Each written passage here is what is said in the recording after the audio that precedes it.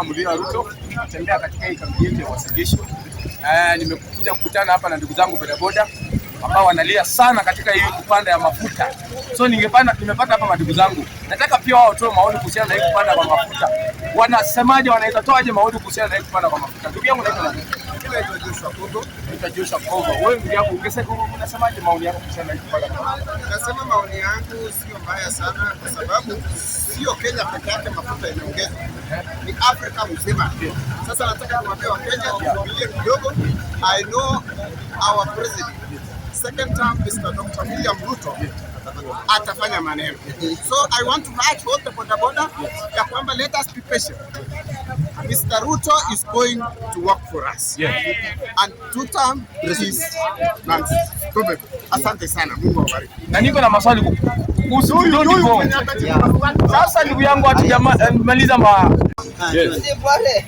ati unasemaje Obama? Basi mimi kama mwana bodaboda nataka tuseme hivi kwa dunia mzima na kwa Kenya kwa ujumla. Obama alimaliza term yake 10 years, hakukorofishana na nchi yote, hakupiga nchi yote hata moja. Biden alimaliza 5 years term yake, hakumaliza, hakukorofishana na nchi yote. Kwa nini Trump kila saa ni kupigana na kila nchi? Kwa nini unaonea nchi za Waislamu sana sana? Mimi ninakashifu hiyo maneno. Waislamu pia ni mandugu zetu. Jamii ya Waislamu ni mandugu zetu na sisi tunaishi na wao. Hatupendi uchokozi ya Trump na hatuwezi support. Sisi ni Wakristo lakini tunapenda pia Waislamu wetu wenzetu na tuheshimu nchi zenye zimejisimamia, nchi ambayo iko na serikali. Hii tabia ya Trump kupiga nchi, kuua president ya nchi fulani, alafu wanajifanya wao ndio superpower, hatupendi. Superpower sasa wametuzalia njaa. Wametuzalia njaa. Sisi tuko na shida. So tunaomba rais ashirikiane na United Nations na nchi zingine ambazo zinapenda amani. Hii mambo ya vita hatupendi.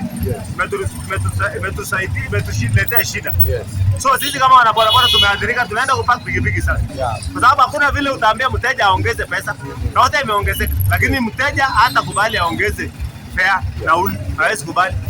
So ni sisi tutaumia na kazi itaharibika pakubwa, uchumi ya nchi itaharibika.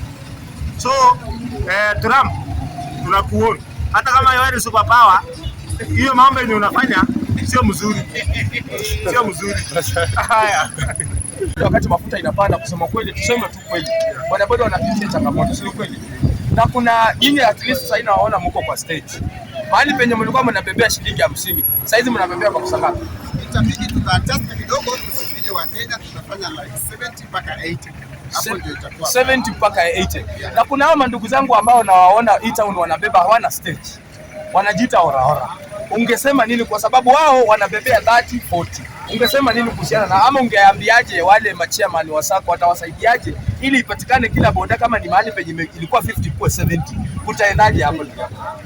Kuna hawa watu wenyewe, lakini tunataka tukusanye machairman tuweze kudiscuss so that mtu mmoja ama mwingine asiweze kuharibu bei, kwa sababu tutaungua wote. Na hii maneno ya mafuta sio mimi peke yangu bali ni Kenya mzima. Asante sana ndugu yangu kwa maoni yako.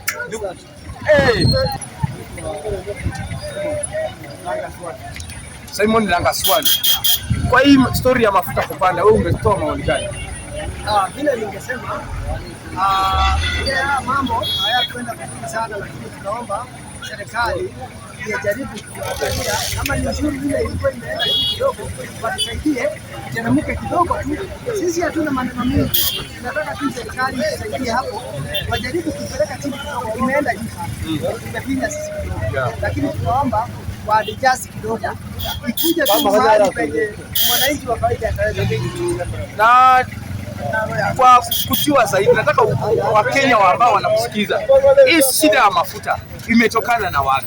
Upande wa nchi yetu ya Kenya ama kuna mahali penye imeleta hii shida ya mafuta kutokuwepo? Sasa sisi tukiwa kama raia tumeambiwa kwamba vita ambayo inaendelea inaweza kuwa imesababisha, lakini vile tungeomba hatukuwa na tarajio itaenda juu sana hivi. Tunaomba wajaribu kurekebisha kidogo, tuende chini kidogo, tuweze kusaidiana wote. Asante sana yangu. Milton Kush. Yes. Mkazi wa Langas. Yes. Na mimi na mambo ya mafuta sina maneno sana. Hii mambo ya mafuta tunasema muhame kwa mafuta, muende mnunue. President ameleta vitu ya kuendeshwa na stima. Muhame kwa mafuta, mpuje kwa stima tafadhali. Kwa sababu stima hutafanya ajali kama inafanya na mafuta. Kwa hivyo watu wangu tumeongeza mafuta, tunataka ifike 330 na hii 10 bila break inaendelea, na tunataka mafuta ifike 330 ndio watu wakuje kwa kutumia kuchajiwa. Hivyo ndio mafuta. So unaambia wale watu ambao kama unaona mafuta imekuwa bei kali ya petroli, kuje hii pikipiki yenye president ameleta hii ya kuchajiwa na stima. Mwachane na maneno ya mafuta. Hata mafuta watu wakipigana huko Iran wanachaji mafuta yetu. Hakuna kitu kama kwa sasa hivi. Kwa ndugu zangu, hii mafuta ya mafuta kwanza imeleta shida sana hii Kenya. Imeleta maajali, imeleta watu kukimbia, lakini hii ya kuchaji inaenda na speed nzuri. Kwa hivyo wazee tuacheni maneno ya mafuta. Wacha tuende kwa kuchaji. Sana ongea. Sana mafuta Jemeli. Yes. Mkaaji ya Uasin Gishu County. Yes.